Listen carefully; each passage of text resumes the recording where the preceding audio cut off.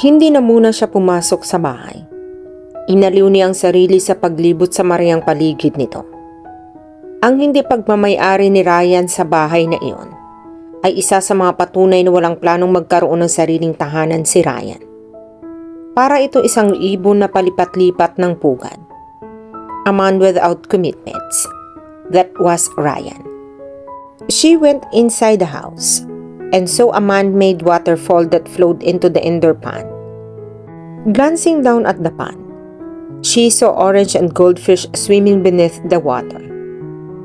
The architecture of the house was obviously Japanese influence. A nursery. Naabutan niyang marahang inilapag ni Ryan sa isang crib ang natutulog na si Ruby. Baka kailangan mo ng tulong? Tanong niya rito. Hindi. Hindi tumingin sa kanya na sagot nito. Kung hinahanap mo ang kwarto mo, ituturo ko sa iyo pagkatapos ko rito. Pagkalapag sa bata, at nang matiyak nito na mahimbing pa rin ang tulog ni Ruby, dinala siya nito sa isang maluwang at marangyang kwarto. It had a balcony overlooking the private beach. It's beautiful. Sabi niya habang tinatanaw ang dagat. Yes, it is. Naramdaman niya ang mga kamay nito sa magkabilang balikat niya. It's time for bed. Dinala siya nito sa kama. He hated her. But that wouldn't prevent him from taking her body. Again, the heat and force of his embrace overwhelmed her senses. Walang respeto ang mapaghaplos at marahas sa paghalik nito sa kanya. Pero namalaya na lang niyang may marahan at nasisihang ungol na lumalabas sa bibig nito. At habang nag-iisa ang mga katawan nila, maisusumpa niya na marinig niyang matamis na ibinulong ni Ryan na ilang ulit ang pangalan niya. What happened that day became a sort of a routine of her and Ryan. Sa umaga, itinatrato siya ni Ryan na parang wala siya sa loob ng bahay. Makikipaglaro ito kay Ruby. Oobserbahan nito ang pag-aalaga ni Wena sa bata. Makikipag-usap ito sa mga tauhan nito sa loob ng bahay. Makikipagbiruan ngunit siya ni hindi nito susulyapan. Si Wena ang kasabay niya sa pagkain at iba pang mga kasambahay. Pero kung gusto ng mga ito, ay maaaring sumabay ang mga ito sa pagkain ni Ryan. That privilege wasn't given to her. Ngunit sa gabi, siya na ang pangunahing tauhan sa mundo ni Ryan. He would take her into his bed, where he could make love to her, like he was paying her to make him happy. Wala siyang mararamdamang pagmamahal mula rito. Kung may itinatago itong damdamin sa kanya, ay ang napakagaling nitong magkungwari. Tanging pagnanasa ang nadarama niya mula rito. Siya, bawat haplos niya rito, bawat paghalik niya rito, ay nagpapahayag ng nararamdaman niya para rito. Ginagantihan niya ng mapusok na mga halik nito. Mas hinihigpitan niya ang mga pagyakap dito. Ngunit tuwing matatapos ang pagniniig nila, parang walang nangyaring tatalikuran siya nito. Hindi na siya ulit kakausapin ito. Nangako siya sa kanyang sarili na hindi na siya papayag na itrato siya nito na parang isang bayarang babae. Tatanggihan na niya ito. Sa sandaling hatakin siya nito patungo sa kama. Papayag lang siya makipagtalik ulit rito kung may mararamdaman na siyang respeto mula rito. Subalit pagdating ng gabi, sa sandaling pumasok si Ryan sa kwarto niya at haplusin nito ang mga balikat at braso niya at hagkan siya sa batok at liig. Maging ang respeto niya sa sarili ay lumilipad palabas sa bintana. Wala na siyang magawa, kundi ang manalangin. Naway hindi na mapatid ang paghalik nito sa kanya at hindi na matapos ang paghahatid sa kanya nito sa paraiso. Sa pagbaon ng mga daliri niya sa likod nito, habang nag-iisa ang mga katawan nila, tahimik niyang ipinahahayag dito na ayaw na niyang maghiwalay ang mga katawan nila. Alipin siya sa kaligayahang ipinagkakaloob sa kanya ni Ryan, gabi-gabi. Then she realized something. that made her more heartbroken. She was now completely and hopelessly in love with him. Hindi na simpleng damdamin o pagnanasa. Ang dahilan kaya nalulusaw siya sa tuwing sasayad sa balat niya. Ang mga labi at mga kamay nito. Yumayabong na ng yumayabong ang nararamdaman niya para dito. Paano nangyari iyon? Hindi ba't araw-araw ay pinaparusahan siya nito? At dinudurog ang puso niya. Hanggang isang umaga. Habang pinagsisilbihan niya ito ng almusal, sinabihan siya nito na aalis na sila sa Hawaii. "We'll be leaving for Tokyo today," he informed her. Leia, as a child, dreamed of traveling to a different countries. Natutupad iyon ngayon dahil kay Ryan. Pero sa halip na matuwa, ay nakaramdam siya ng kalungkutan. Christmas Eve na bukas, paalaala niya rito. Hindi ba pwedeng dito na muna tayo hanggang magpasko? "We're leaving within the hour," matabang na sabi nito. Ni hindi halos siya nakatingin sa kanya. Christmas morning, their luxurious Tokyo hotel suite was filled with mountains of presents, organized and wrapped by Ryan's personal staff. The bright silver Christmas tree, decorated and blue, had also been designed by his staff. Kahit saan sila magtungo, may mga taong nakapaligid at nakabantay sa kanila para paglingkuran si Ryan at pagaanin ang buhay nito. And she hated it. Gusto ni Aisha ang magsilbi kay Ryan, pero binabaliwala nito ang mga paghiling niya rito. Nang isang berdeng Christmas tree na siya mismo ang magpupuno ng dekorasyon. Ayaw nito na paglingkuran niya ito. Maliban na lang ang pagdating ng gabi. Once the darkness set in, she would begin to be his slave. Walang paliya at walang sawang inaangkin nito ang katawan niya. Handa siyang ipaangkin dito maging ang puso niya at ang kaluluwa niya. Ngunit binabaliwala rin nito ang mga iyon. Wala itong nais salapin, kundi ang katawan niya. At tulad ng mga pinagbaga nilang gabi sa Hawaii, may dahas pa rin at gaspang ang pag-angkin nito sa kanya. Na para bang hinihintay lang nito na dumaing siya sa kirot. At sa sandaling gawin niya iyon, ay malutong at matagumpay itong tatawa. Hindi ba't iyon ang hangad dito sa araw-araw? Ang saktan siya. Hindi siya umaasa. Pero ng araw na iyon ng Pasko, nakatanggap siya ng regalo mula kay Ryan. He gave her an expensive diamond necklace. Ngunit hindi ito ang nag-abalang isuot sa kanya ang kwintas. Hindi rin sila nagtagal sa Tokyo. The next went to Moscow. Tuwing may dadaluhan silang kasiyahan, palagi nitong ibinibili na isuot niya ang nagkislap na kwintas. She finally learned the purpose of his gift, the necklace. While it hung around her neck, like a gallows, was a symbol of her captivity. Saan ba tinatali ang mga nahuhuling hayop upang gawing alipin sa bahay? Hindi ba't sa leeg?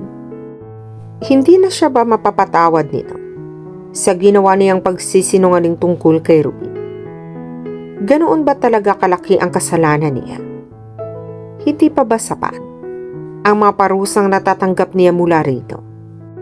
Ang mga bilanggo, may hangganan ang pagkakakulong.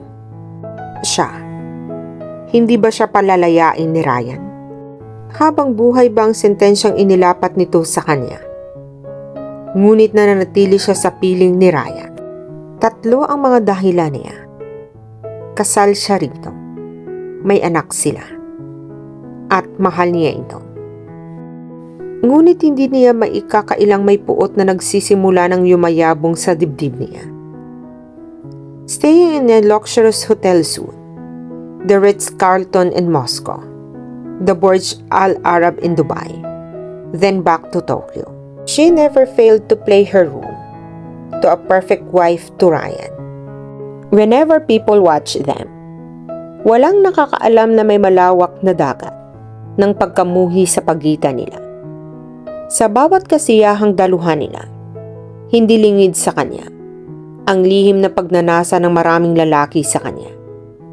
Ngunit ang tanging lalaking gusto niyang maghangad sa kanya, sa puso niya, hindi lang sa kanyang katawan, ay pinagmamasdan lang siya kapag may ibang taong nakatingin. Patuloy siyang binabaliwala nito. Except of course at night. Auntie Leia said enough was enough. She wanted a home. She wanted a family. She wanted a husband, not a lover. Ipinasya niyang isagawa ang plano niya. It was a do or die thing. Pagdating nila sa hotel na tinutuluyan nila sa Dubai, nagpaganda siya ng husto ng araw na iyon. Nagwisik ng pinakamahal na pabango na pag-aari niya. Isinuot ang pinakaseksing damit niya. Ipinahid niya ang pinakamapulang lipstick sa mga labi niya. At pagkatapos ay pinagluto niya ng paboritong mga putahe si Ryan. At ipinahanda ang mga paborito nitong alak. Then she asked someone to tell Ryan to come up to their soon because something important was waiting for him. Kumakabog na ang puso niya at bahagya ng nanginginig ang mga kamay niya. Hindi pa man dumarating si Ryan. Nasa harap na siya ng mesa. Nakaupo sa isa sa dalawang silyang naririto at sa isang tawag niya ay prepara na ang mga iniluto niyang putahe. She and Ryan would have a romantic dinner. Then they would talk. Finally, Ryan went up to their suite at the 20th floor. Tumayo siya. Ryan. Aniya sa pinakamalambing na boses niya. Kumunot ang noo nito. Nang makita siya pati na ang suot niya, na halos nakaluwa na ang dibdib niya, at ang mesang napapalumutian ng mga rosas. Umakyat ako rito. Sabi nito sa iritadong boses, dahil kailangan mo daw ako rito. Oo, kailangan kita. Sabi niya rito. Nakakunot pa rin ang noong tinitigan siya nito. May mahalagang tayong pag-uusapan, Ryan. Pakiusap niya rito. Wala tayong pag-uusapan. Galit na sabi nito bago tumalikod. Ryan, please. Mag-usap tayo. Kahit ilang minuto lang. Tawag ulit niya rito. Handa na siyang habulin ito at kalagkarin patungo sa mesa. Kung lalabas ito. Maupo ka. Tumalima ito pero hindi nawawalang iritasyon sa mukha nito. Huminga siya ng malalim bago inilabas ang isang susi at inabot dito. Ano yan?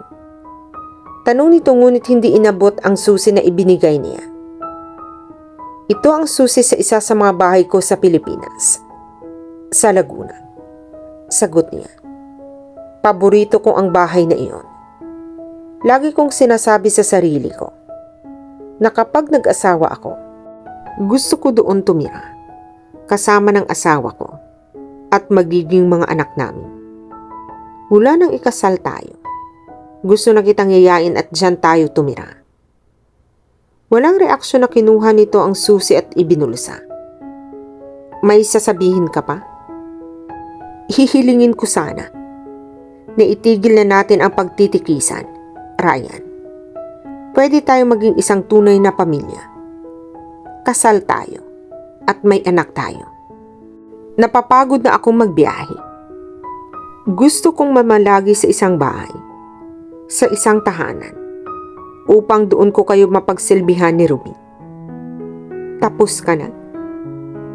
Tila naiinip na tanong nito. Ryan, please. Stop being cruel to me.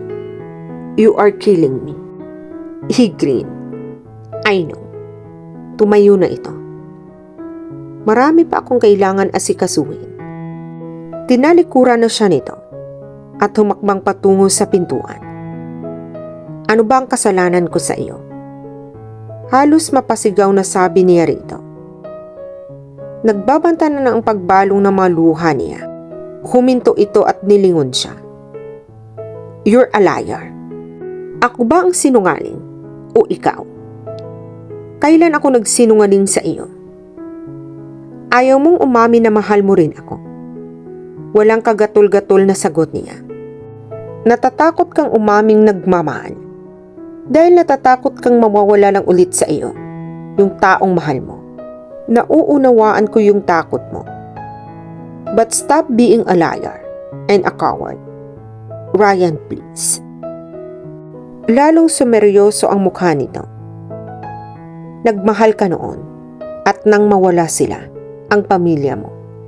Halos mamatay ka rin noon. Pagpatuloy niya. Alam mo ang sakit ng mawala ang taong mahal na mahal mo. Kaya ngayon, tuwing may mararamdaman kang pagmamahal, sinisikil mo agad. Ryan, mahal kita. Hindi mo na kailangan sikilin ang nararamdaman mo sa akin. Hindi ako mawawala sa iyo. Huwag mo lang akong itataboy. Mananatili ako sa tabi mo habang buhay. Will you stop it? He demanded. Makinig ka, Ryan. Dahil umabot ako sa edad kong ito, hindi ko pa nasasabi ang mga salitang ito sa isang lalaki. Kaya ipagpatawad mo kung mautal man ako. Huminga siya ng malalim. Mahal na mahal kita. He looked away. Be mine, Ryan, as I am yours. She said softly. Let's be a real family. Fulfill my dream and allow me to be a loving wife to you. Mali ang ginawa kong pagtatago kay Ruby. Ngunit ang mahalaga ay pilit kong itinatama iyon. Masaya akong nakikita ko kayong magkalapit. Give me a home, Ryan. Be a real husband to me. No, he said firmly. Hindi na niya napigilang mapaluha. Kung ganoon, itigil na natin to ang pagkukungwaring ito. Pagod na akong magpapanggap na mag-asawa tayo. You are my wife. We're married. No, Ryan. Kailangan na nating maghiwalay. Hindi mo ako pwedeng iwan. Magagawa ko, Ryan. Maniwala ka. Sabi niya habang nagpapahid ng mga luha at pilit na pinagtatapang ang anyo. Ipakausap mo ang mga abogado mo sa abogado ko. I'm sure. May magagawa silang paraan upang paghatiin natin ang custody kay Ruby. Hindi ko siya ipagdadamot sa iyo. Ay ko na lang na nasa iisang bubong tayo. Pagod na ako. Durog na ang puso ko. Masakit na rin ang buo kong katawan. Aaminin mo man sa mga taong ako ang ama ni Ruby. Ngingiting-ngiting wika nito. Gusto mo maging isang malaking katatawanan? Puro insulto ang matatanggap mo. Anong klaseng babae ka? Iilang araw pa lang na namatay ang asawa mo, ay nabuntis ka na ng ibang lalaki. Wala na akong pakialam sa sabihin ng mga tao. Hahayaan ko nang masira ang reputasyon ko, kaysa araw-araw, nadudurog naman ang puso ko sa iyo. Tumitig siya kay Ryan. Gusto na namang maliham sa luha ang mga mata niya. Pilit niyang ngumiti. Wala na akong sasabihin. Maaari ka nang bumalik sa importanteng bagay na iniwan mo upang pag-aksayahan ako ng oras. Tumayo ito at umalis. Pinigilan niya ang sariling humagulgol ng pag-iyak. Nagbihis siya. Pagkatapos ay tinawagan at binilinan si Wena. I'm free. She sadly said to herself while putting her phone down. Then raising her chin, she picked up her bag and luggage and casually walked out of the suite.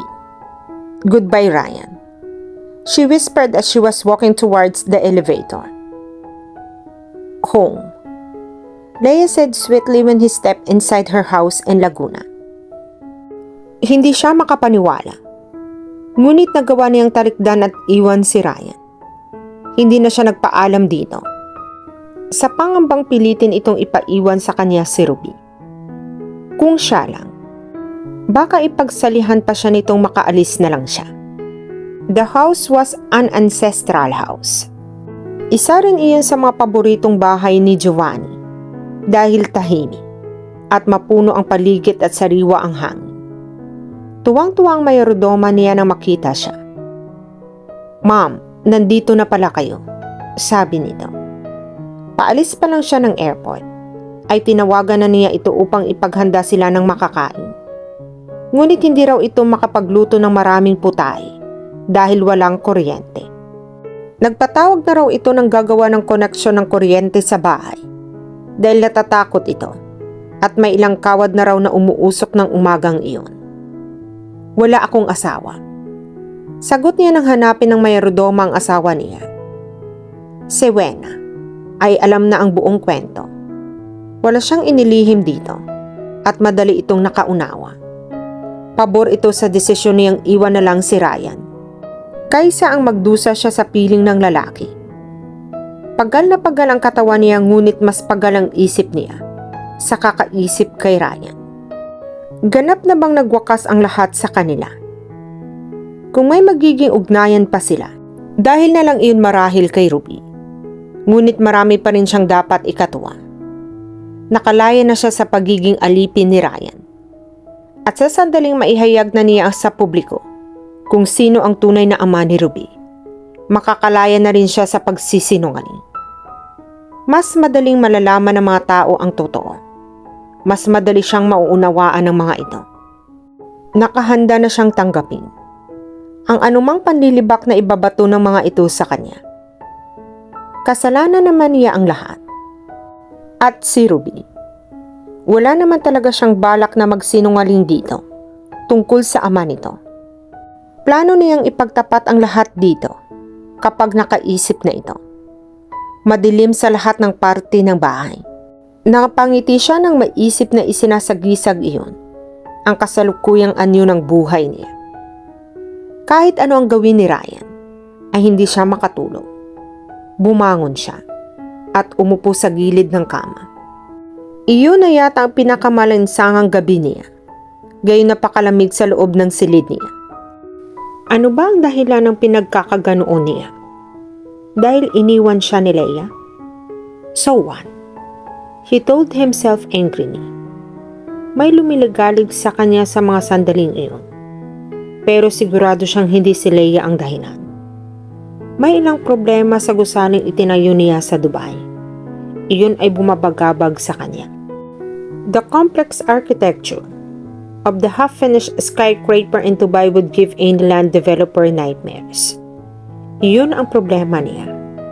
Iyon ang dahilan kaya hirap siyang makatulog. Mawawalang 100 Leia sa buhay niya, ngunit maginhawa pa rin ang magiging tulog niya sa gabi. Humiga ulit siya. Pumikit siya ng mariin.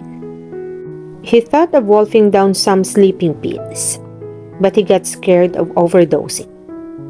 Alam niyang hindi kakayanin ng isang pilduras ang pagiging maila ng antok sa kanya ng gabing iyon. Hinagilap niya ang kumot at nagtalokbong siya.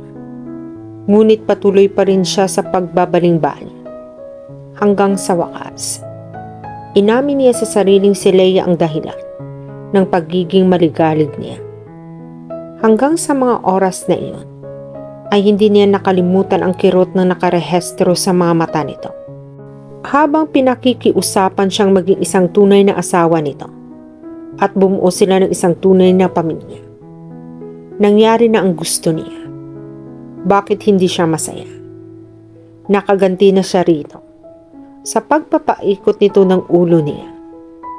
Sinong lalaki ang matutuwa na gumagapang ng anak nila ay hindi pa rin niya alam na may anak pala siya. Nagulat lang siya na sa halip na tumbasan ni Leia ang galit, ay ipinaramdam niya rito ang pagmamahal ang isinukli nito sa kanya. In spite of everything, she fell in love madly with him. Bumangon siya mula sa pagkakahiga. Init na init ang pakiramdam niya habang gustong magyelo sa lamig ang kwarto niya. He took a shower. Nagbabad siya roon. Pinapaanod niya sa tubig ang lahat ng alaala niya kay Leia. Tinuyo na niya ang katawan niya. Ay bigo pa rin siyang pinaanod sa tubig ang mukha ni Leia na nakabalatay sa mukha niya. When he went to his closet, he was surprised to see that it was empty. Nasaan na ang mga damit ko? Tanong niya sa sarili. Natuklasan niyang nasa mga maleta pa ang lahat ng mga damit niya. Bakit? What were his servants doing? Tuwing manunuluyan siya sa bagong hotel, automatikong matatagpuan niya ang mga damit niya na naisa sa ayos na sa closet sa loob lamang ng ilang oras. Nag-iinit na ang ulo niya na lalabas na sana siya ng kwarto. Kahit nakatapi lang siya ng tuwalya, ay papagalitan niya ang mga pabayang mga tauhan niya nang maalala niya na hindi nga pala ang mga ito ang nag-aayos ng mga damit niya at ng iba pa niyang gamit tuwing darating siya sa isang hotel. Si Leia. Ito ang matyaga at nagsisinop ng mga damit niya at gamit niya. I want to be a real wife for you, and you, a real husband for me, and I want a real home. Panunumbat sa kanya ni Leia. A hotel wasn't a real home, pero sinisika pa rin ni Leia na gawin iyon.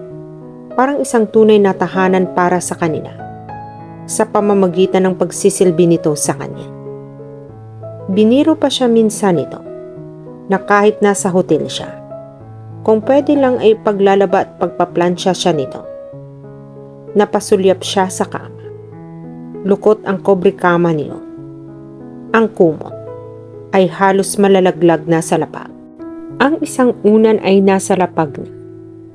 Kung kasama niya si Leia, sa sandaling iwan niya ang kama, ay tatakbo na ito roon upang ayusin iyon.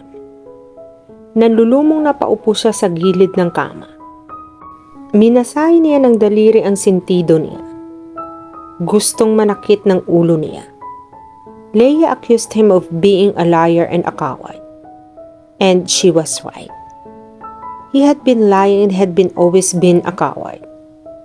Matagal na niyang natutuhang mahalin si Leia. Ngunit ayaw niyang aminin iyon dahil isa siyang duwag. Naduduwag siyang magmahal dahil natatakot siyang mawala ang taong minamahal niya.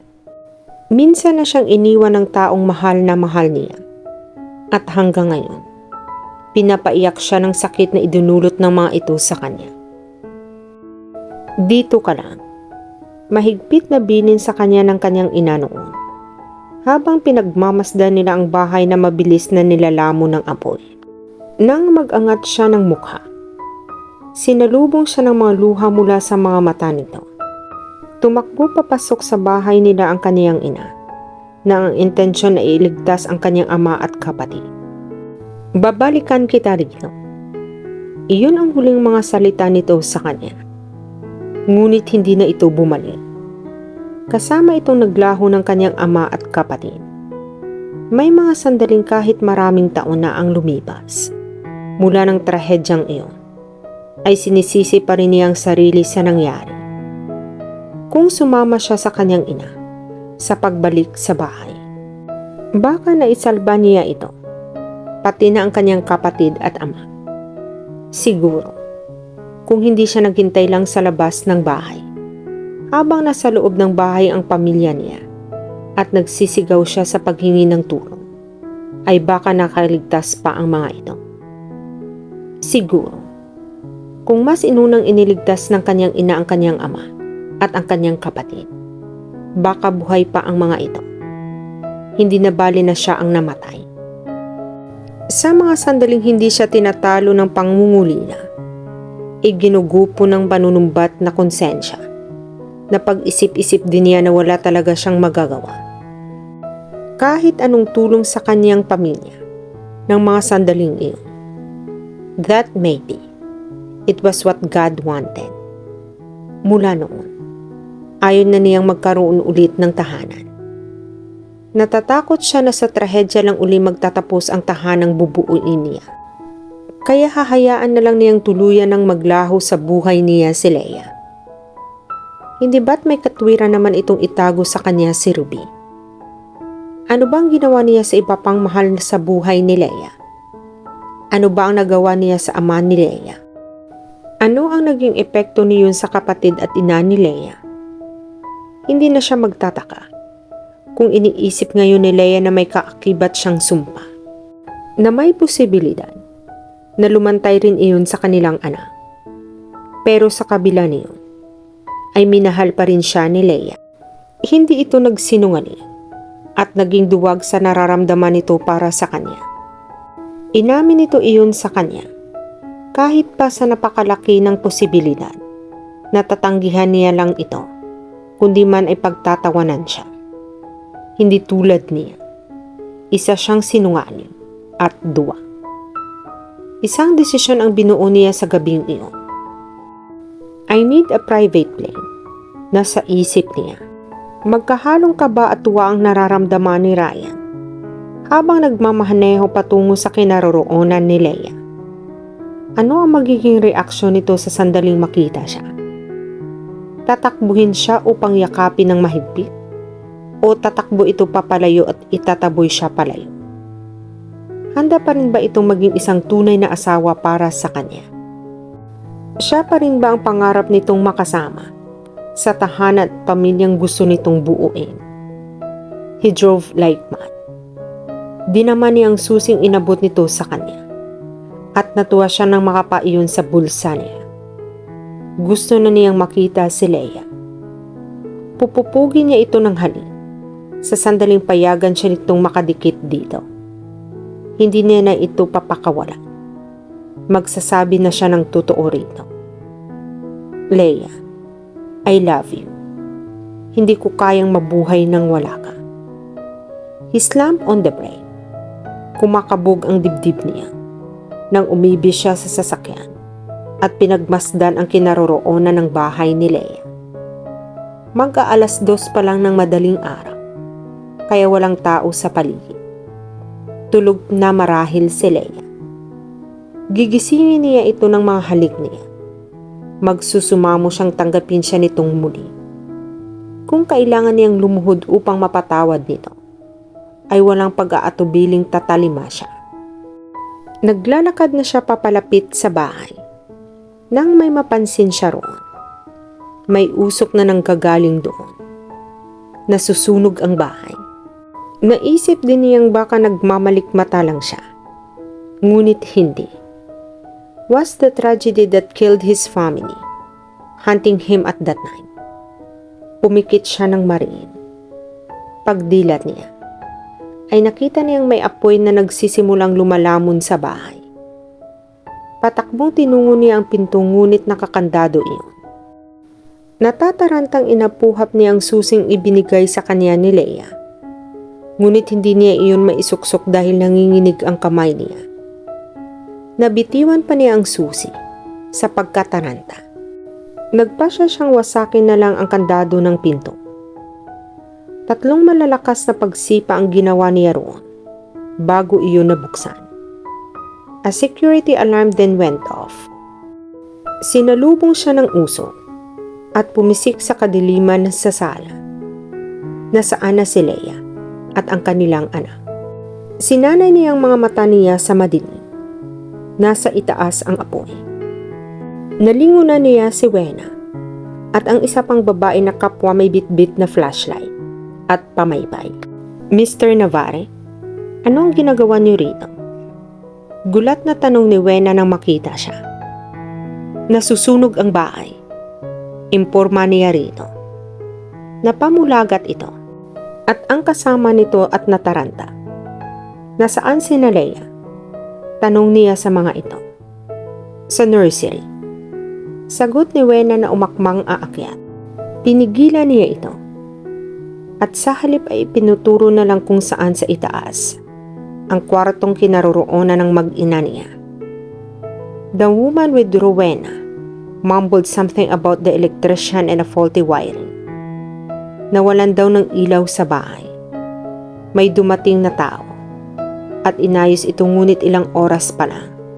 Ang nakakaraan ay muli raw namatay ang ilaw. Obviously, the electrician didn't do his job well and the generator wasn't working. Makapal na ang usok sa itaas. Ang nursery ay nadatnan niyang nakakandado at may makapal na usok na nagmumula sa loob niyon. He was horrified with the thought that Leia and Ruby could have suffocated inside now. Winasak niya ang pinto ng nursery, ngunit hindi niya nakita sa loob ang mag-ina niya. Inisa-isa niya ang mga kwarto sa itaas, ngunit hindi niya nakita ang asawa at anak. Leia, natatarantang sigaw niya. Wala siyang sagot na natanggap. Ngunit hindi siya titigil hanggat hindi niya natatagpuan ang mga ito. Leia knew she was in the middle of a dream. Dumilat siya at nakita niya sa harap niya si Ryan. Luhaan ito habang nakatingin sa kanya, ngunit anyong masayang masaya. Isa iyon sa panaginip na ayaw niyang matapos, kaya hiniling niya sa Diyos na wag na muna siyang gisingin. Sa hardin siya nakatulog kasama si Ruby at ang mga rosas na may iba't ibang kulay. Hindi niya matagalan ang init sa loob ng bahay. Leia, thank God, you're safe. Narinig niyang sinabi ni Ryan sa panaginip niya. Pagkatapos ay hinagkan siya nito sa pisngi, sa noo, sa ilong, at sa mga labi. Those kisses felt real. Ang sumunod na ginawa ni Ryan ay niyakap siya. Narinig na rin niya ang boses ni Wena at ng mayrodoma niya, pati na ang pag-iyak ni Ruby. Nang dumilat siya, ay nakita niyang karga na at masuyong hinahagka ni Ryan ang anak nila. Hindi na siya nananaginip. Totoong nasa harapan niya si Ryan. Anong nangyari? Tanong niya rito. She saw fire trucks nearby and the smoke coming out of the house and the people gawking at them and at the house and at the firefighters. Napuna rin niya ang mga dungi sa mukha ni Ryan, ang magulong buhok nito at maitim nitong damit. Ibinigay ni Ryan si Ruby kay Wen at mahigpit siyang niyakap at hinagkan bago nito ikwenento ang mga nangyari. Siya naman ay napaiyak. Muntik na pala silang mapahamak ng kanyang anak. Lalo pang bumalong ang mga luha niya nang ihayag sa kanya ni Ryan ang dahilan kung bakit nasa harap niya ito ng mga sandaling iyon. Ryan had come home. She, Ryan and Ruby, would now be a real family. 3 months later, Leia had her dream wedding to the man of her dreams. As she stepped out of the horse-drawn carriage, Leia saw it was a perfect June morning. The sky was blue, the birds were singing, and the rose garden and the Olivia Alarcon Park in Makati was in full bloom. Sa pagkakataong iyon, isang totoong kasal ang naganap sa kanila ni Ryan. Sinaksihan ng lahat ng mga mahal nila sa buhay ang muli nilang pag-iisang dibdib. It was probably the most romantic wedding in the history. I'm going to make you the happiest woman in the world, Leia. I promise. Bulong ni Ryan sa kanya. Pagkatapos silang maghalikan sa harap ng altar, wala siya ni katiting na pagdududa na matutupad ni Ryan iyon. At dito na po nagtatapos ang buhay pag-ibig ni na Ryan at Leia. Sana po may nakukuha kayong aral at inspirasyon sa pag-iibigan nila. At sana po, muli ninyo akong samahan sa susunod ko pang kwentong ibabahagi sa inyo. Muli, maraming salamat po. God bless and keep safe everyone.